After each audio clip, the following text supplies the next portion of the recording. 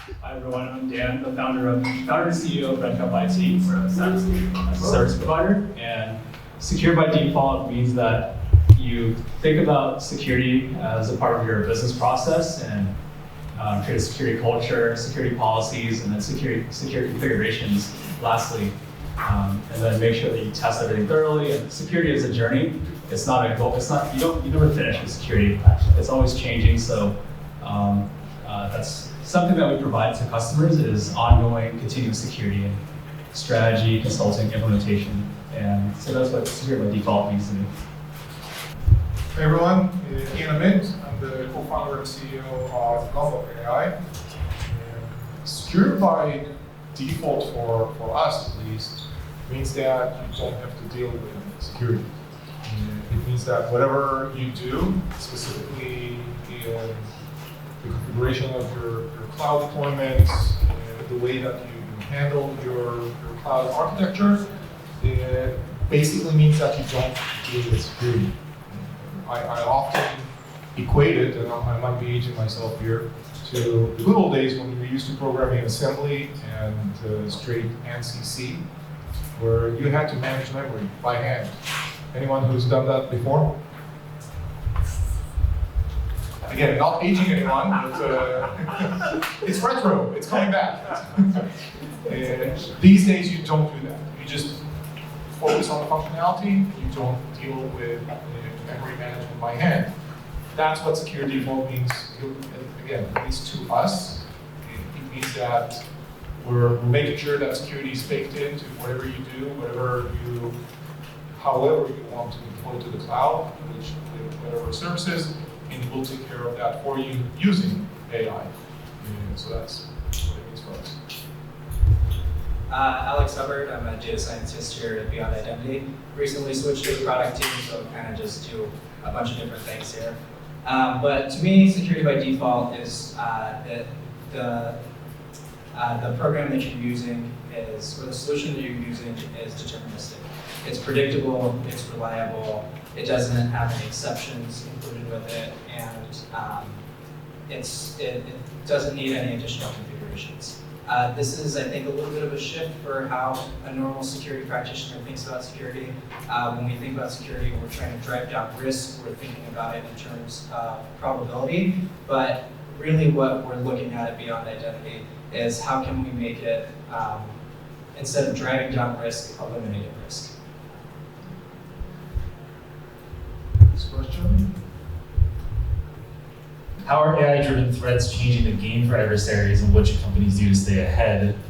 Can you share some insights into strategies for tackling those evolving threats? We can start over from my right side, your left side. Alex. Yeah.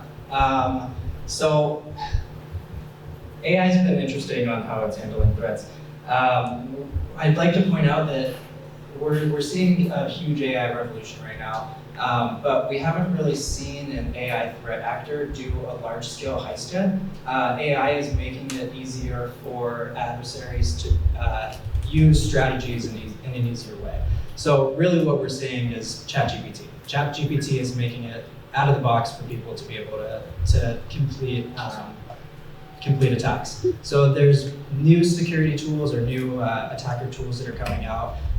There is Scam GPT, there's Worm GPT, and with all of those, what we're able to see is that it's making very specific procedures a lot easier. So if you want to scale out your phishing campaign, you can make it a lot easier. You can make it much more targeted on the entire organization that you're trying to phish. You can do spear phishing a lot more targeted. So we've actually ran tests where we've asked ChatGPT to learn about our CEO and make extremely targeted campaigns to him to see if we could get him. And then on top of that, looking at something like Worm GPT, it's going to make it a lot easier, just the barrier to entry for writing any sort of malicious code that you can deploy out a lot easier. And then that's just on the side of like really the low-hanging fruit there. What we're also seeing is MGM had a big attack or a big hack a couple weeks ago, or maybe a month ago at this point. Somebody pretended to be an employee, called the help desk, convinced the help desk that they worked there, and asked them for a password reset. If a large company wanted to take a step further, they could ask for like voice recognition to make sure it's the company, or even some sort of video to make sure that who you're seeing is who you expect it is.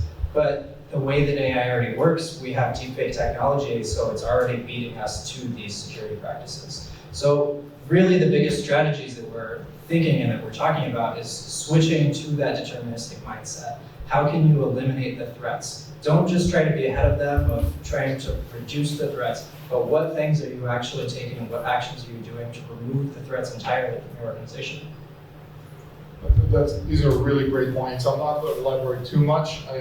What I will do is add a couple of anecdotes that kind of illustrate the ways that AI is being used from an adversarial perspective. So I'll start with, again, kind of harping on the phishing and utilizing existing information to create more targeted and efficient attacks. Absolutely. I mean, that thing is beautiful. As an ex-red teamer, back in the days, if I had access to that kind of technology, I'd be super happy.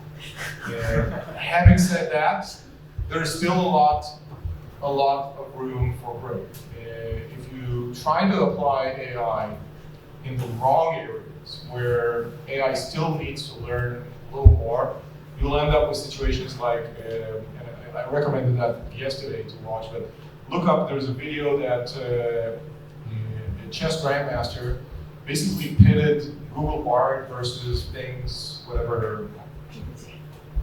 What's ChatGPT? Yeah, Bing's version of ChatGPT in a chess match. And it starts all nice and fluffy, you know, opening moves and initial defenses, and then it just goes completely haywire because it comes up with rules, it you know, spawns off pieces of thin air. It's super hilarious. So there's still some hope.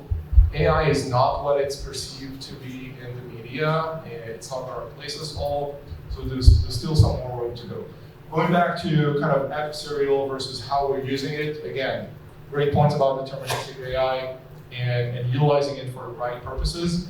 I think that the advent of AI can help us level up and get beyond getting hit over and over and over again by the simple vulnerabilities that we still cannot patch, and really find ourselves combating more sophisticated attacks, both from an AI perspective on the offensive side, as well as deploying AI on the defensive side to identify those sophisticated attacks. So overall, I think, again, it's going to be a rat race. It's still going to be, you know,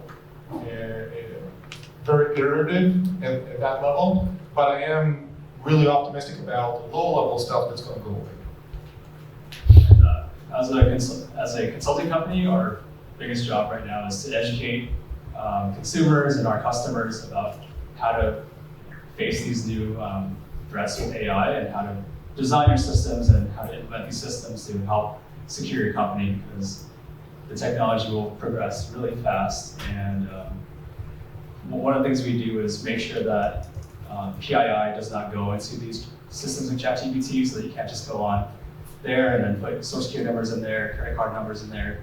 So we're helping implement these technologies for our customers, but the difficulty there is getting them to understand that, one, there's a threat, and then two, what you do about it, and then three is why should you care?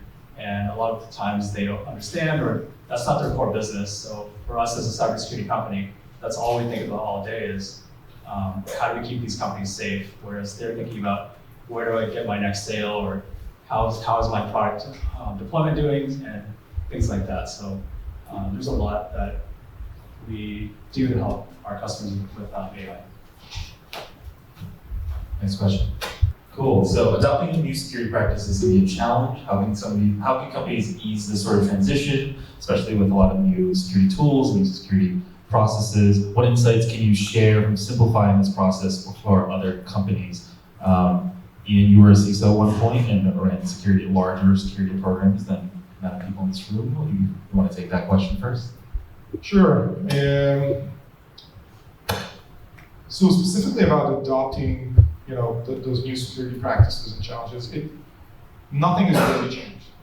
Okay, AI is just a new practice, it's a new technology. We've seen that over and over and over again. I remember the days where, before we had firewalls. Again, not aging myself, but it's always going to be a process, it's always going to be iterative. We are going to see a few failures in the adoption. We're going to see the shortcomings of the technology. My advice, expect that. All right, anything net new that hasn't been tested out yet, including, by the way, our own, I'll be the first one to admit, test it out. That's also why I have much higher respect for companies that come with a warning. It's like, this is brand new, we're trying things out here, put some controls around it. So whatever adoptions you're taking in terms of AI, in terms of new practices, keep the old ones in place as a backup. Make sure that you understand what leverage or what kind of span do you want to allow those new processes to cover, and have a backup plan. Always have the ability to roll back and say, all right, this didn't work, obviously. I have a fallback that I can go back to and still rely on in terms of having enough, again, detection, mitigation, responses, and not just completely shift your reliance to this new technology. Have an adoption period. Have clear metrics for what success means to you. Don't use the ones that are coming from the vendor, because they obviously have an intent to succeed in all of them and sell you stuff. Again, pointing back at our stuff, and he's probably going to kick my ass. But yeah, saw that. So have clear metrics internally of what you expect from this new process or technology to achieve. Share it back with the vendor very clearly. And even if they don't hit all of them, okay, if you see value in what you did get, scope it back to what you're getting, adopt that, and move on. That's the best that I can give you. And I can add to that. So an approach that we took was we built an entire clone of one of our customers' environments, a digital twin, if you will. And basically what we did was we built the secure by default version, and then we tested it thoroughly. Every single tool, every vendor, like Gomboc, for example, or Beyond Identity that we use, we basically had to test it. Just because the vendor says it works doesn't mean it works in your use case. So it's test, test, and test again, and expect failure. And what we tell our customers is, hey, we're gonna roll this tool out, but we'll roll it out in easy mode, and that makes them feel better, because you don't want to go from 0 to 100 in terms of controls and security, because you'll break all sorts of things and people won't be used to those changes, and then pitchforks will come out and they'll stop your security program in its tracks. Sometimes there's compliance needs that there's a deadline that has to happen by this date, so you can be really careful that, hey, this is what's going to look like, but we're not going to go straight there. We're going to go with a crawl, walk, run approach. And so what we did with this demo environment was we showed them, here's the endpoint, and this is what it would look like, but here's how we get there. And it's a slow process, and we roadmap that out. And it's a lot of testing. And even with all this testing, we only roll out to small environments or small groups of people, and then from there we then grow it to the whole company, because there's always edge cases, use cases you didn't foresee, use cases the customers or your stakeholders didn't foresee. So there's a lot to it, and just remember to test it. Yeah, I'm going to keep going on that one too. I like what you guys are both saying, and I'm going to take it more on how we're actually building technology and deploying it out to our customers. So we really give a huge focus on creating zero friction products. And I know that's a buzzword, people hate it, it's just a bunch of hot air. But what we mean by that is we are obsessed with pain. We really care about identifying our customers' pain. When we go through making a new product, what we do is actually write down all the use cases. We figure out how they're going to use it from end to end.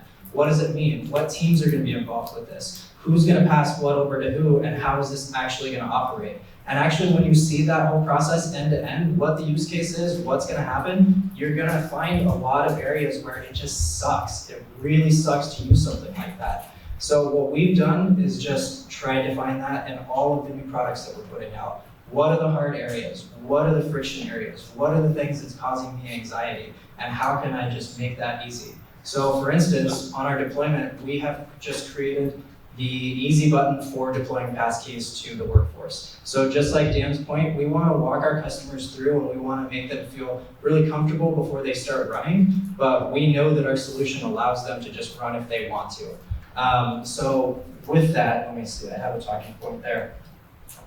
We've talked to like literally thousands of IT professionals because what we hear in the field the most is rollout anxiety. They're really afraid of taking a new technology and putting it out into their infrastructure. Is it going to cause account lockouts? How many people are going to lose productivity that day? So what we've done is just created a single managed solution. It doesn't matter what operating system you're on. It doesn't matter what your users configure, devices are configured like. It doesn't matter where they are geographically. They can be moving around. Is it a managed device? Is it unmanaged? Is it a contractor device? Or is it somebody's personal device that they're just using? Does not matter. You don't need a piecemeal solution. One single solid solution to really just remove all of that friction. So again, just be obsessed with the pain points. Find what sucks, and really you can create a no friction solution there. You're totally killing my, at least a lot of my colleagues used to call it YOLOSEC deployments. I'm just like, okay, thank you for doing that, and thank you for having, the ability to really simulate the customer environment. I'd be the first one to sign up for that. That's phenomenal. Thanks so much. Cool. Question 4, how can organizations balance the ease of use and secure by default practices in your existing deployments? And I know that's a big part of your consulting practice is straddling those two in every single customer. Start us off. Since we're an MSP, we're a managed service provider for different companies and different verticals. So we help out in the financial services space, healthcare space, enterprise B2B SaaS companies. So each one of these companies has different use cases for secure by default practices. A lot of them are looking for SOC 2 Type 2 compliance. But I'll use maybe the example of encrypting data at rest. So first, if you think about where's the data, is it on your computer, is it in the cloud, is it on a mobile phone, is it email, where is this data, right? And then what does it even mean to turn on encryption on every single device? There's Linux, there's Android, there's iOS, there's all these different variables. And so the way you even implement that is different depending on what device you're on or what context it's being used for. And so balancing ease of use, we have to talk to our customers, talk to the users. Like you mentioned, you talk to 1,000 different people to figure out how to do this seamlessly. So it's a lot of communication that we need to do on an ongoing basis to even turn on just one setting, which is making sure that everyone has encrypted data at rest. So it's pretty hard, and we just have to talk to everyone all the time. Well, I can tell you what's my approach. I can tell you what organizations should do, because that's important. Our approach is essentially a pretty extreme approach to user experience, especially when you're talking about DevOps. Our teams, when they develop the product, have a guidance from myself that says the DevOps experience should be a non-experience. I do not want DevOps to even know that they're dealing with us. So there isn't really a balance of secure by default versus ease of use. It is just there. So we don't want to open tickets. We don't want to drag them into some portal, especially, talking about encryption at rest is a great example. When you're talking about encryption at rest, not at the endpoint, but at the kind of infrastructure level, you're talking about databases, you're talking about S3 buckets, you're talking about storage in general. That's really hard. You don't just flip the switch and encrypt. Because if you do, you just crypto lock yourself out of your data. You have to understand who's managing the keys, who do I provision the keys to, who has access to those keys. Can I get them permission to use it? Can they now use the key to actually access the data, to write to it, to read to it? All of that happens without any user interaction. It's just delivered to them, straight up to the code, fully explained. That would be my way to, again, to balance, which is essentially not to have a balance. There shouldn't be a difficulty level. It should be non-experienced. Yeah, I really like that. It kind of goes into the deterministic again. You don't need the controls that you're adding to it.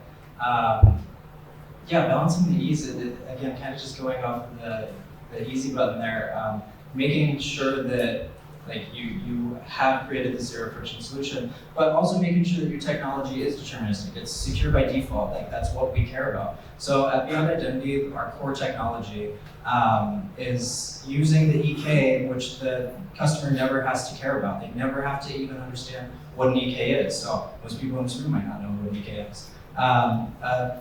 Almost all modern hardware these days has what's called a trusted platform module, a TPM. And on the TPM, there is a unique and immovable RSA key pair.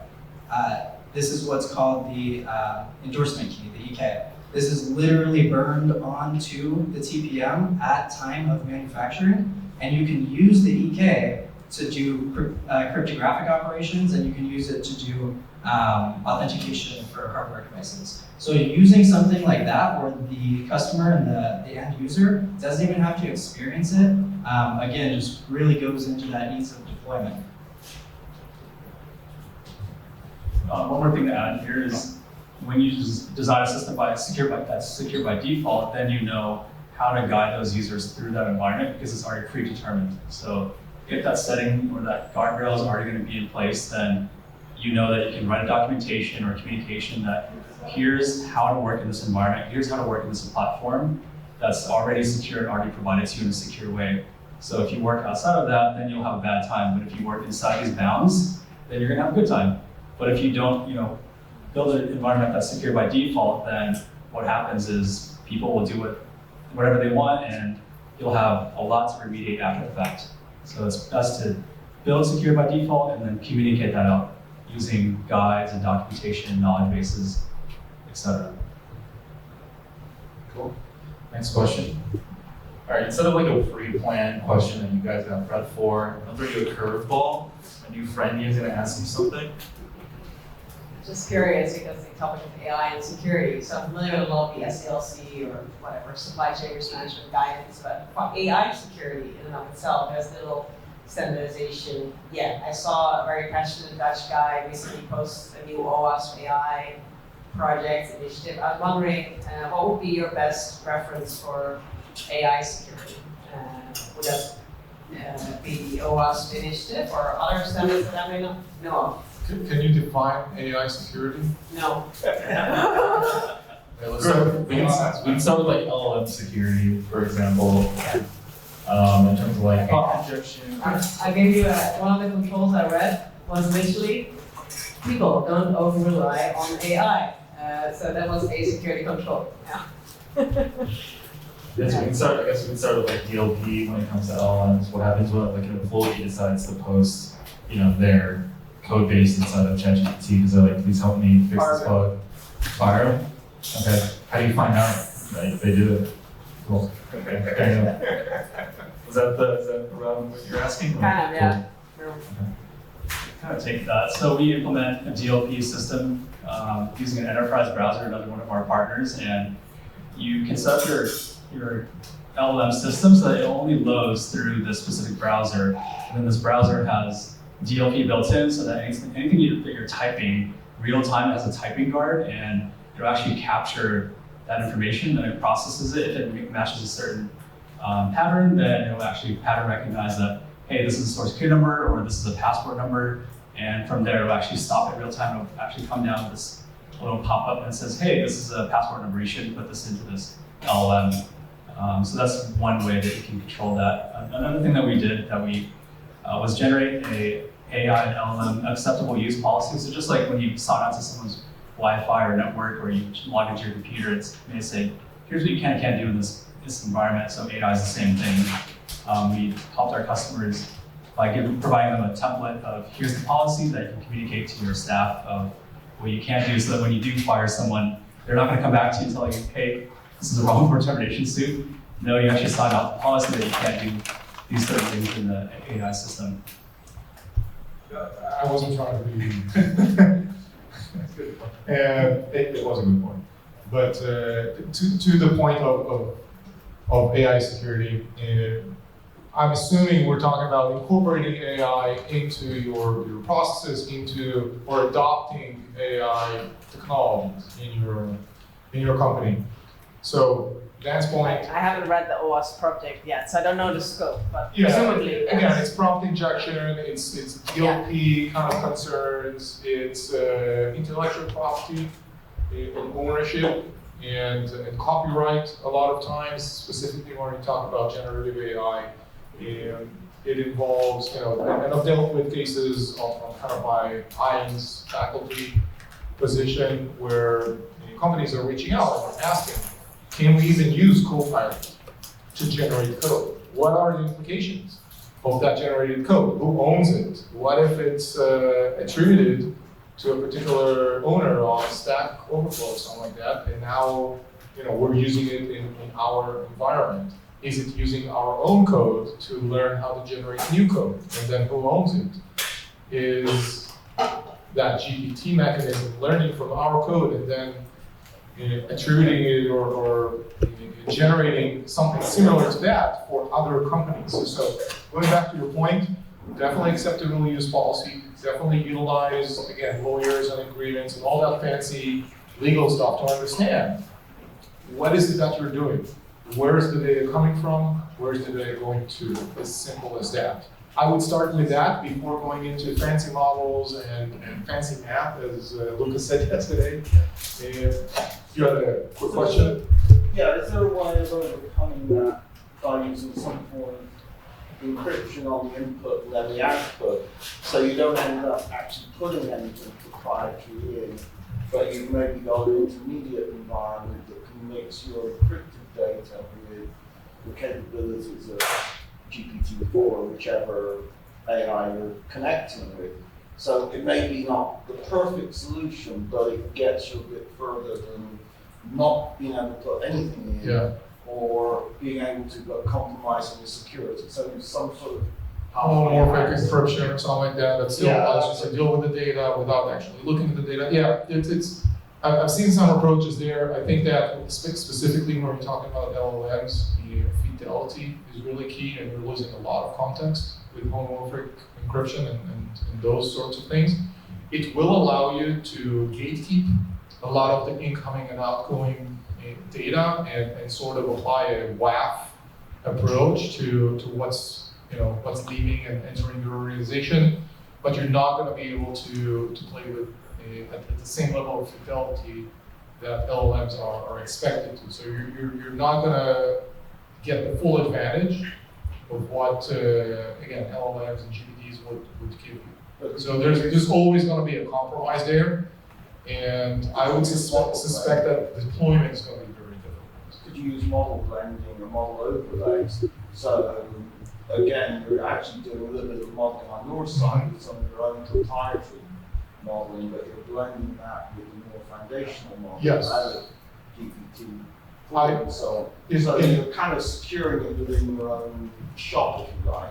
Yep. But you're taking advantage of that third-party service. In that case, I would actually lean towards having a dedicated tenancy and a good legal agreement around it. And just let it loose and have it gated from a legal perspective rather than a technical one. Can you share how organizations can transition from traditional password-based authentication to a secure by default passwords model with the help of AI? You talked a lot about understanding customer pain. I hate passwords. Who hates passwords? No one changing 2002 to 2003. At the end of the day, no? Okay. Yeah. If you want to share. Yeah, so I mean, like I said, we're the easy button right now, but we know that there's still a lot of things that need to be done. We can deploy passkeys to the customer base really easily, but we still rely on the user themselves downloading the platform authenticator, actually downloading that agent, doing the things that get them on board. So there's a lot of things within the actual user experience and the admin part of it that AI can start to step into it and really help that experience be a lot better. So I mean, just for instance, on deployments, like if we're watching our fleet, we deploy to the fleet, we don't have any managed devices, so we can't actually control who's downloading the authenticator. And AI can just sit on top of there and see who's actually created a credential with us. Start to reach out to them where they are. Send a nudge email with a crafted email that already comes back to them to keep pushing them. If they're on Slack, integrate with Slack with your AI there, with just really setting up those touch points to, again, go with that frictionless solution. I'll actually go full on New Yorker and say, you know, I've seen a few of those deployments in the past, relying on trying to convince people and talk nice to them and have a transition plan. It's all nice. I usually just pull the plug and literally stop allowing a certain behavior to exist in an environment. And that kind of weeds out all those laggards that didn't listen to the emails, that didn't follow the instructions. And yes, still open tickets, there's going to be a level of friction. I think that's a great place for AI to take the reins and kind of respond to them and automate the response and kind of guide them through. It's like, yes, you're late to the game, you didn't listen, you didn't read the emails, but here's how to fix and get access back to your account or whatever it is. And again, I've been through several of those transitions of moving from one technology to another. The best way to do it is just have a deadline, pull the plug, and deal with the consequences. It's shorter, it's less pain at the end of the day, and that's coming from, again, a CISO that managed security for 14 companies that had to communicate it in like a bajillion languages across the globe. Yeah, actually, as a provider, we talk to our customers, and that exact thing happens. We will say, okay, we're going to go to easy mode, and then there's always stragglers. There's always people that don't update their repeater. There's people that don't read the emails. They don't read the Slack, and they miss every single thing somehow. We have all hands. We ask our customers, hey, can you put everyone in this Zoom call and so that everyone can pay attention to this change is going to happen in 2 months. And then people come on and they don't pay attention or whatever, they still miss it. So ripping the Band-Aid is really the best thing that you can do, is just get it over with and get done with. Yeah, but I think that approach works with, but you have to have a very fast response time to that. So when all these tickets come in, what we've done in our company is we're now leveraging AI to respond to these Slack messages and email messages very quickly, because now you have tons of people that may be locked out that day because they missed every single email and now they're locked out. So we're leveraging AI to help us as humans respond fast to those tickets. Otherwise, we would be overwhelmed. But if you guys are going to do that, then just plan ahead and just know that, hey, you know, the CEO might get locked out in 5 minutes, so just be ready by your phone. Don't do anything else, and make sure you can pick up the phone or answer that Slack question when you're ripping the Band-Aid like that. Dan, I think you make a really interesting point when you're talking about how you're using AI to start to respond to those Slack messages. What's really interesting about where we are in the era of AI at the moment is that people are comfortable with talking with AI, and AI is smart enough now to start to give good responses back. So I think a really good area where we can start to put that in is, so like every single organization has a different security goal. Not everybody's the same. You might have some that overlap. So learning about your customers, you know, if you're scaling out and have thousands of customers, do you have the actual support staff to be able to understand that? No. So what you can do is start to rely on AI to actually understand what are their security goals, rather than building a heuristic so we can put you into the right bucket of what controls you want to set up. AI can start to automate that process for us and make that whole thing, that whole experience much easier. I think that there are good use cases where AI is going to come in and help security practitioners. It's really around the admin experience, I think. We adjusted all of the Beyond Identity knowledge base articles, and then we had ChatGPT rewrite a lot of that in the context. So if you use Beyond Identity as a passkey in Google Workspace, it actually works a little bit differently than if you have Azure. It works differently if you're using that to protect Okta or AWS. So then we use it to rewrite your guides actually. To make it unique to every environment. So that's something that you can actually leverage AI for, is customizing documentation for your specific use case, since every department, every company is different. Cool. I have a question for the audience. Hi guys, thanks. Great talk. Gary Sengler, I think his name is, the head of the SEC, came out today and said he thinks there's going to be a problem in the financial markets in like 10 years. Most people in the AI industry probably think if there's going to be a problem, it would happen a lot sooner than that. And we're basing a lot of our AI knowledge on GPT, which I hear is a year old. So you hear these things, people worried about 10 years from now, and we're working on things that are a year old. So I just want to get a little feedback on that. I don't know, your perspective. The hardest thing to do is predict the future. And when it's 10 years out, yeah. Super easy. I mean, I can predict the future. It doesn't mean it's going to materialize. Yeah, in 10 years, I also think there's going to be a problem. I don't know what the problem is. It's not going to be my problem. That's what it is. I do know there's a question after this one. Let me click here. Okay, cool. No, but thank you for that question. Can you discuss what organizations should keep in mind when implementing AI-driven security, especially for existing deployments? Share some practical advice, case studies. Don't trust it. As simple as that. Don't trust AI security. And again, it goes back to a point I mentioned before, but I'll be a little more obtuse about it. Do not trust it blindly. Have a testing plan.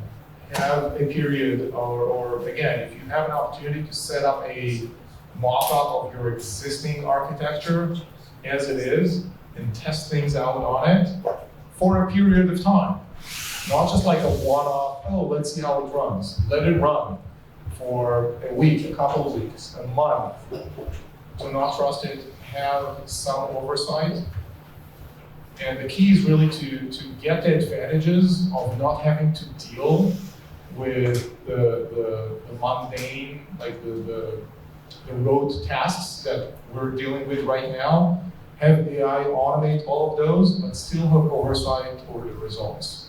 Whether it's coding advice, whether it's automating processes, it doesn't really matter. AI can give you a lot of advantages, but you have to set the rules.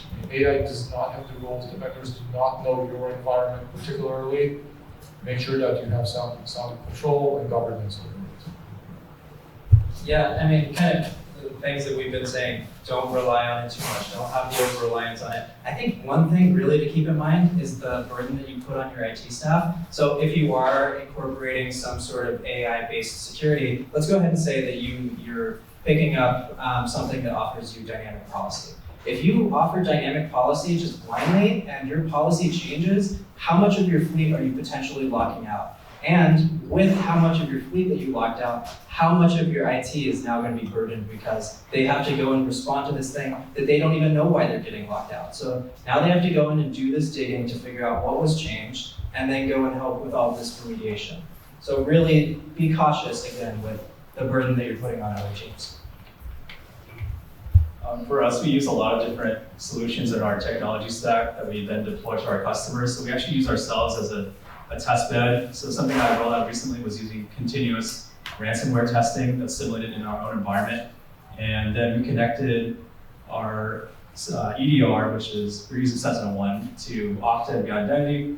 And if you have a ransomware incident on your device, it actually locks you out of Okta, which means you cannot get into any of your SSO apps. And although we thoroughly tested everything on a test account, I rolled out to one real employee that we had in our company, and within hours, his computer was locked out. And it was something else unexpected that happened that caused his computer to get locked out, even though we did all this testing. So definitely, like Ian said, test it over time, and it's crawl, walk, run.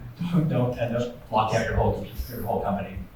So you have to be careful with AI because in our technology stack, there's so many different players, and they all have different models of their AI working, so you don't know what each one's going to do. And once you connect them all together in a platform type of approach, then you don't know how each will react to the other until you kind of experience it in real life. Just a quick reminder. AI is a fancy name for sophisticated math. All right, math relies on inputs and produces outputs. Garbage in, garbage out. If your AI relies on publicly accessible data and like best practices or everyone else's data, understand that it is not going to be relevant for you.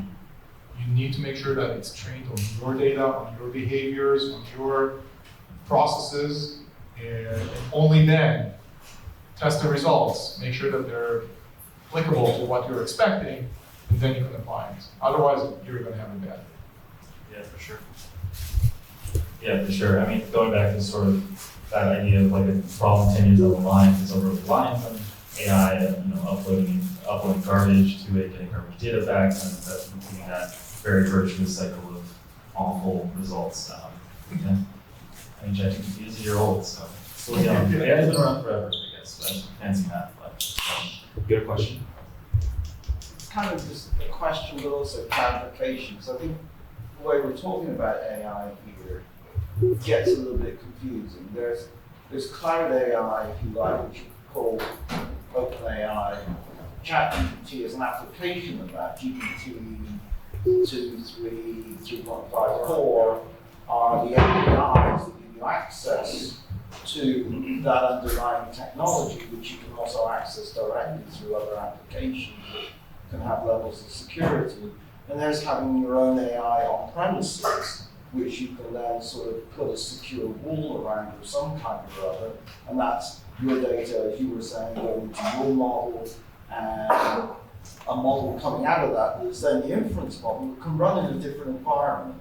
So you can also look at, make that separation between where is the model building going on, the machine learning training, and who's doing that, and what's the security wrapped around that. And where is the inference, the application of the model going on, and what are the different security around that, the data I'm applying the model to in that case, and issues like that. So I think it needs to be sort of broken down a little bit more into what's doing what, where, by who, and what are the different security protocols that need to be wrapped around each of those different components. So I kind of be interested in your sort of thoughts on that and how you look at that and that much more, getting down to the detail, the nitty-gritty, and the options available for how you deploy AI. So, for example, you don't lose out to your competitors. I was listening to something yesterday morning, eBay have been using BERT, which is like the early GPT algorithm, that was from 2017, 2018, for some years now to do various optimizations on the eBay website and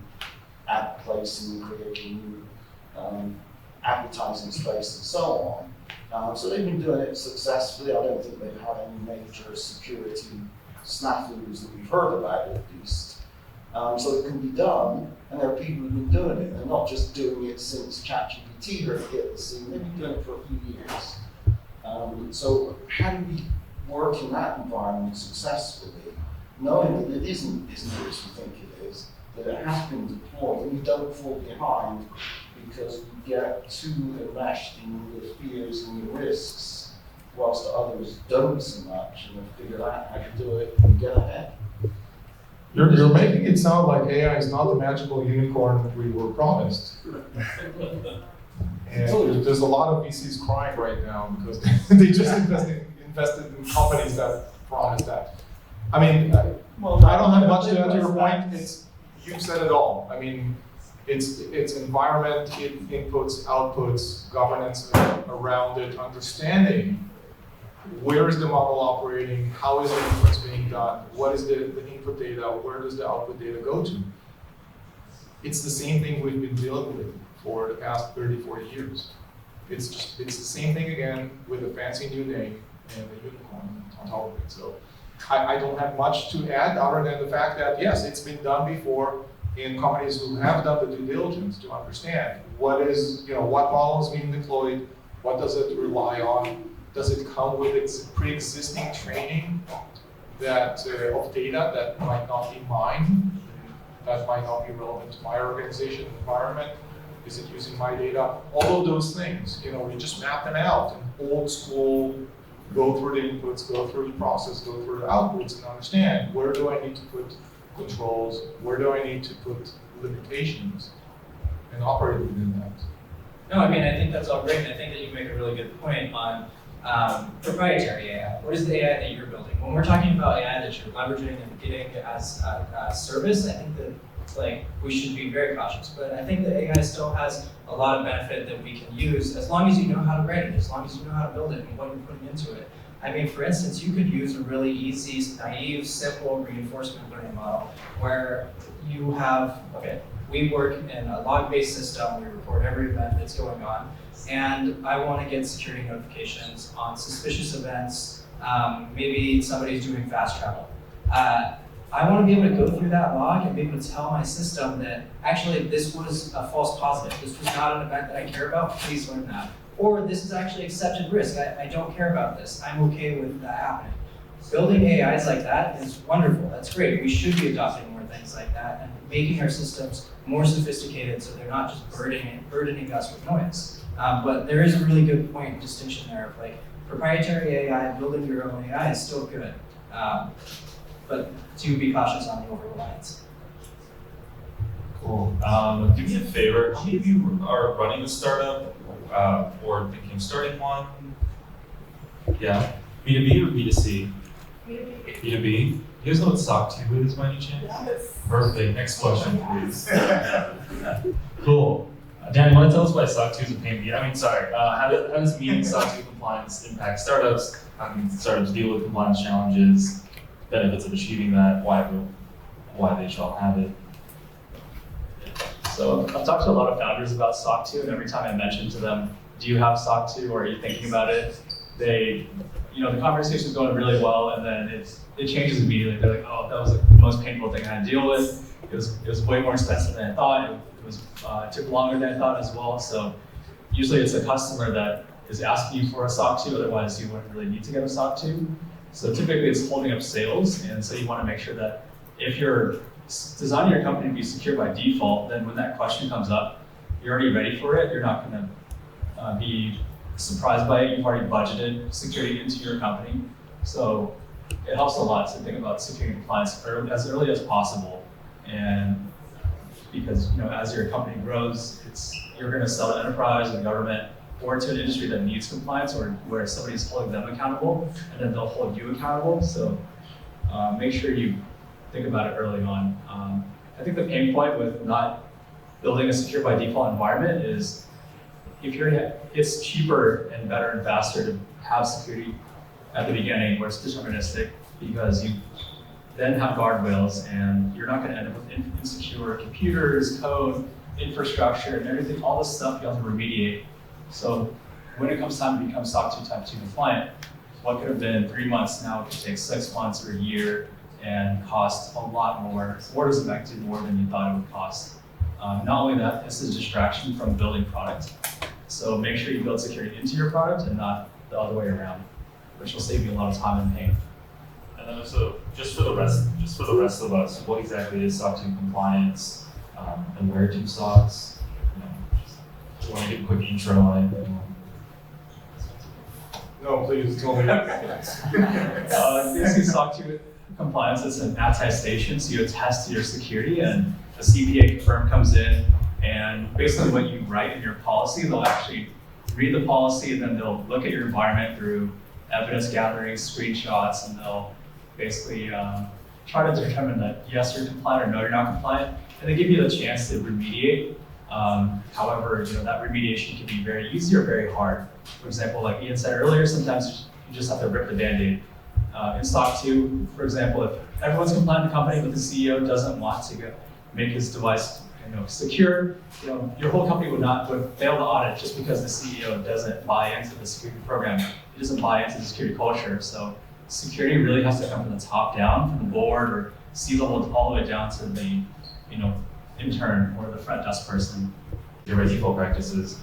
Ian, I know that you were one of the earliest researchers on Stuxnet. Everyone knows what Stuxnet is by chance? Cool. You want to share some stories on anything, or just your pilot days? No, actually, my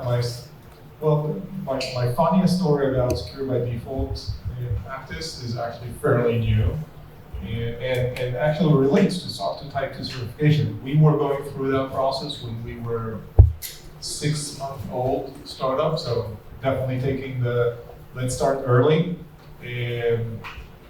Funny thing, when you go through the audit and the auditor asks you what do you use for your cloud security, and you're telling them that you're using your own product because we're dogfooding, and they're asking you point blank, is it SOC 2 Type 2 compliant?